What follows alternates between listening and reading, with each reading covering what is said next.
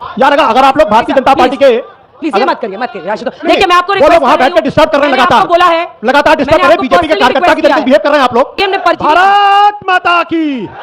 भारत माता की उनकी पहचान होनी चाहिए और उन सारे लोगों को कहीं नहीं इंडिया गेट पे फांसी की सजा खुलेआम दी जानी चाहिए, क्योंकि जो देश के साथ षड्यंत्र कर रहा है उसको देश में रहने का कोई अधिकार नहीं। और रायपुर में खड़ा कर इन्वेस्ट अंदर लेना है, ये मेरी समझ से बाहर है मेरे भाई। अपने वतन पर सदियों तक है रही हुकूमत गैरों की, लेकिन कुछ चेहरों पर अब तक धूल है उनके पैरों की। जो अमेरिका इंग्लैंड में कह दिया गया वही महत्वपूर्ण है कि आज उनके दिल के दर्द को हम समझ सकते हैं कि टूटे हुए ख्वाबों ने ये हमको सिखाया है, दिल ने जिसे पाया था आंखों ने गंवाया है।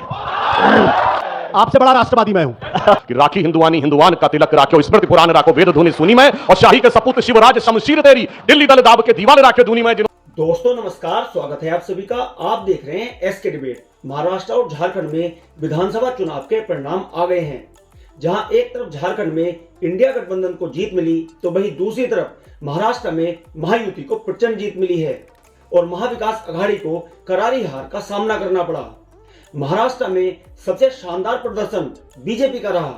बीजेपी के खाते में 288 सीटों में से 132 सीटें आई हैं। महाराष्ट्र में ये बीजेपी का अब तक का सबसे शानदार प्रदर्शन है। राहुल गांधी अभी तक लगभग सभी चुनावों में एक मुद्दा जोर शोर से उठाते आए हैं, अडानी और अंबानी का। महाराष्ट्र चुनाव में राहुल गांधी ने मोदी जी के नारे एक है तो सेफ है को भी अडानी अंबानी से जोड़ दिया था। तो वहीं दूसरी तरफ बीजेपी आरोप लगाती है कि कांग्रेस पार्टी का वामपंथीकरण हो चुका है। आज की डिबेट इन्हीं मुद्दों पर होने वाली है। बीजेपी की तरफ से सुधांशु त्रिवेदी जी और राजनीतिक विश्लेषक आशुतोष गुप्ता हैं। दोस्तों वीडियो बहुत मजेदार होने वाली है। आपसे अनुरोध है वीडियो को अंत तक जरूर देखें। वीडियो पसंद आए तो लाइक करें, शेयर करें, कमेंट करें और मेरे चैनल को सब्सक्राइब करें। तो दोस्तों मेन डिबेट स्टार्ट करते हैं। चलिए शुरू करते हैं। पीएम के इस आरोप में कितना दम है कि कांग्रेस पार्टी खुद खत्म हो रही है, परजीवी होकर रह गई है, और महाराष्ट्र के नतीजे ईवीएम के माथे फोड़ देना और झारखंड के नतीजों को सही ठहरा देना सही है या गलत है आपकी नजर में? मुझे लगता है कि 1952 से लेकर अगर 1984 तक के भारतीय जनता पार्टी और जनसंघ के प्रदर्शन को देख लीजिए, इन सारे चुनावों में बीजेपी को, जनसंघ को सारी सीटों को मिला दीजिए तो भी 80 सीटें नहीं होती। तो क्या भारतीय जनता पार्टी का अस्तित्व खत्म हो गया क्या? कितनी सीटें आई थी? 52 में 3 या 4, और मैं तो कह रहा हूं 84 तक सारी सीटें 52 से लेकर जो ले 80 भी नहीं होती थी। तो अभय जी को देख सुनकर लगता है कि इस देश की सारी परेशानी अडानी पे शुरू, अडानी पे खत्म हो रही है, ऐसा है क्या? सारी परेशानियों की जड़ भले ना हो, लेकिन कहीं कहीं जो रोग के लक्षण है वो जरूर दिखाई पड़ते हैं। अरे कहना क्या चाहते हो? चलिए मैं मान लेता हूं 2 षड्यंत्र है। जॉर्ज सोरोस षड्यंत्र कर रहा है। जॉर्ज सोरोस के खिलाफ अभी तक भारत सरकार की तरफ से क्या कार्रवाई की गई है? क्या इंटरपोल से कहा गया कि रेड कॉर्नर नोटिस जारी करिए, यह आदमी भारत के खिलाफ षड्यंत्र करा, भारत को तोड़ने के षड्यंत्र शामिल है? क्या अभी तक रेड कॉर्नर नोटिस के लिए किया गया? क्या किसी अंतर्राष्ट्रीय इंटरनेशनल कोर्ट ऑफ जस्टिस में जाने की कोशिश की गई? क्यों नहीं की गई? और नहीं तो कम से कम देश के अंदर आप सीबीआई की जांच कराइए और तमाम लोग जो जॉर्ज सोरोस के इशारे पर देश में षड्यंत्र करते हैं उनकी पहचान होनी चाहिए और उन सारे लोगों को कहीं नहीं इंडिया गेट पे फांसी की सजा खुलेआम दी जानी चाहिए, क्योंकि जो देश के साथ षड्यंत्र कर रहा है उसको देश में रहने का कोई अधिकार नहीं। क्यों नहीं उस पर आज तक जांच? दिल्ली पुलिस को अमेरिका भेजिए आप जल्दी से। ये बात बार रोते रहेंगे और फिर बोलेंगे कि इतना रिटेल इन्वेस्टर का पैसा डूबता है ना। एक मिनट और चलिए, मान लीजिए कि राज्य सरकारों ने घूस देना और घूस लेना दोनों अपराध है। अगर दोनों ही अपराध है, राज्य सरकारें अगर घूस ले रही हैं तो केंद्र सरकार के हाथ को किसने बांध रखा है? अरे जाइए जगनमोहन रेड्डी को पकड़ के उठा के लाइए और बांधिए और पूछिए। और इसके अलावा जम्मू, इसके अलावा आप पूछिए केंद्र सरकार क्यों नहीं एफआईआर दर्ज करती है? मैं ये सवाल पूछता हूं कि चलिए हिंदुस्तान की सारे मुख्यमंत्री बेईमान हैं, अरे मोदी जी तो ईमानदार है ना, क्यों नहीं सीबीआई की जांच करिए? जगनमोहन रेड्डी को उठा के लाइए, नवीन पटनायक को उठा के लाइए, तमाम लोग उठा के लाइए और दूध का दूध पानी पानी, लेकिन नहीं करेंगे क्योंकि यही इनकी पॉलिटिक्स। चड्ढा समझाओ, इसे समझाओ। अब मैं जवाब देता हूं दोनों। वैसे अद्भुत तर्क दिया है आशुतोष जी ने, मैं अभिभूत हो गया। क्या बुद्धिजीवी हैं साहब। मतलब राहुल गांधी कह रहे हैं जिनकी सरकारें हैं कि भ्रष्टाचार हुआ है, भाई तू अपनी सरकार से अपने राज्य में एफआईआर न दर्ज करा, हम तो कह रहे हैं नहीं हुआ है, तो कह रहे हैं आप करवाइए। वो तो गजब है। आपको समर्थन दे रही थी सुधांशु जी, एक मिनट, अपने वो तो आपको समर्थन दे रही थी। अरे मैं कहना चाहता हूं, अगर आज हमसे कह रहे हैं कि जॉर्ज सोरोस पे कार्रवाई करो, भाई साहब ये बताइए जिस जमाने में स्नूपिंग हुई थी जब प्रणब मुखर्जी जी थे रक्षा मंत्री, तब तो कहा गया था वो विदेश की कंपनियां, हम तो यहां कार्रवाई नहीं कर सकते। और आज कोई आके कमेंट कर देगा और उसके बाद कहते हैं कि कार्रवाई करिए। हमें तो यह कहना चाहिए हम अपने लीगल सिस्टम के ऊपर काम करेंगे, उन पे नहीं। खैर, मगर मैं यह भी आपको बताना चाहता हूं, जिन सरकारों के ऊपर आरोप लगा है और इन्होंने कहा अडानी जी ने बहुत पैसा कमाया, बताइए सबसे बड़ा सोलर का प्रोजेक्ट 60,000 करोड़ का राजस्थान की गहलोत सरकार ने दिया। अब आइए, सबसे बड़ा माइंस का प्रोजेक्ट 16,000 करोड़ का भूपेश बघेल की सरकार ने दिया। सबसे बड़ा पोर्ट्स का प्रोजेक्ट केरल की सरकार ने दिया, और अभी अभी तेलंगाना की सरकार ने एग्रीमेंट किया है, और ममता बनर्जी जी ने भी किया है। मैं पूछना चाहता हूं मेरे भाई, ये कहानी क्या है? दिल्ली में बैठ के अडानी अडानी चिल्लाना है, फिर जयपुर में, हैदराबाद में और रायपुर में खटाखट इन्वेस्ट अंदर लेना है। ये मेरी समझ से बाहर है मेरे भाई। बात तो सही है।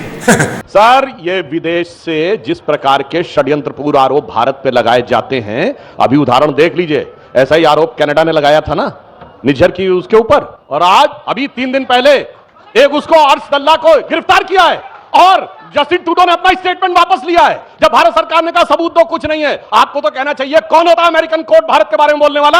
मगर क्या करें, ये वो हैं कि अपने सदन पर, अपने वतन पर सदियों तक है रही हुकूमत गैरों की, लेकिन कुछ चेहरों पर अब तक धूल है उनके पैरों की। कि जो अमेरिका इंग्लैंड में कह दिया गया वही महत्वपूर्ण है कि आज उनके दिल के दर्द को हम समझ सकते हैं कि टूटे हुए ख्वाबों ने ये हमको सिखाया है, दिल ने जिसे पाया था आंखों ने गंवाया है।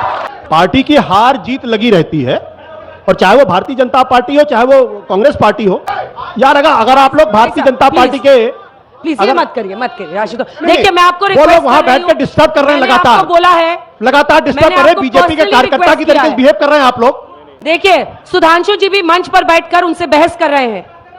अगर आप इस तरह की भाषा का वहां से इस्तेमाल करेंगे तो आई एम सॉरी, ये सही नहीं है। एक लोकतंत्र की ताकत डिसेंट और हर तरह के मुद्दे पर चर्चा से होती है। मेरा कहना है कि प्रधानमंत्री जी, देश के प्रधानमंत्री भारतीय जनता पार्टी के नेता हैं, वो जाहिर सी बात है हमेशा विपक्ष पर हमले करेंगे, और ये उनका अधिकार भी, लोकतांत्रिक अधिकार भी है। लेकिन यह कह देना कि कोई राजनीतिक पार्टी पूरी तरीके से खत्म हो जाएगी, चुनाव हुए भारतीय जनता पार्टी को 2 सीटें, क्या भारतीय जनता पार्टी खत्म हो गई? क्या नहीं खत्म हुई ना। क्या उसके आधार पर आप ये कहेंगे कि अटल बिहारी वाजपेयी और लाल कृष्ण आडवाणी बड़े नेता नहीं थे? बड़े नेता थे। तो राजनीति में और जीवन में ऐसे बहुत सारे मौके आते हैं जब राजनीतिक पार्टियों का अस्तित्व खतरे में पड़ता है, लेकिन अगर वहां से अपने आप को रिजुविनेट कर लें, नए तरीके से रास्ता खोज लें, तो पार्टियां खड़ी भी होती हैं। और कई पार्टियां ऐसी खड़े, डीएमके तमिलनाडु में तो ऐसा कई बार हुआ है, डीएमके 0 सीट आई पूरे लोकसभा के चुनाव में, यहां तक कि विधानसभा के चुनाव में भी पूरी तरीके से खत्म हो। तो ये मुझे लगता है कि एक राजनीतिक पार्टी को तो शोभा देता है, लेकिन एक पत्रकार के लिए और एक राजनीतिक विश्लेषक के लिए यह शोभा नहीं देता है। मेरा स्पष्ट तौर पर मानना, आज भी कांग्रेस पार्टी इस देश के अंदर 20% वोट, बल्कि 21% वोट की पार्टी है, और 100 सांसद उसके पास हैं। 3 राज्यों में उसकी सरकार है, कम से कम 3 दूसरे राज्यों में वो दूसरे पार्टियों के साथ साझा सरकारों में है।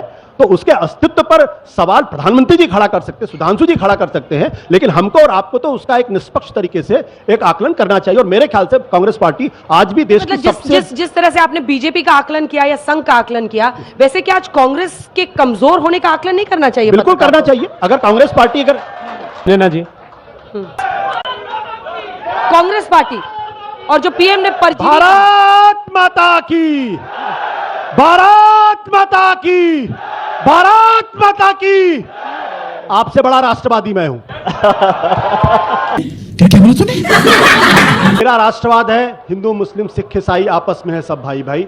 जो भी संस्था, जो भी व्यक्ति किसी एक धर्म के खिलाफ नफरत की बात करता है, मैं उसका बहिष्कार करता हूं, मैं उसका अच्छा नहीं मानता हूं। सुधांशु जी, मैं संक्षेप में जवाब देता हूं, सिर्फ 3 वाक्यों में। हमारी महाराष्ट्र में जीत का कारण यह रहा कि हमारी सरकार ने शानदार विकास के कार्य किए। नंबर 2, हमारी पार्टी संगठन और सहयोगी दलों के संगठनों ने जी तोड़ मेहनत की। नंबर 3, मोदी जी की जो विश्वसनीयता है, क्रेडिबिलिटी, उसके प्रति जनता में विश्वास।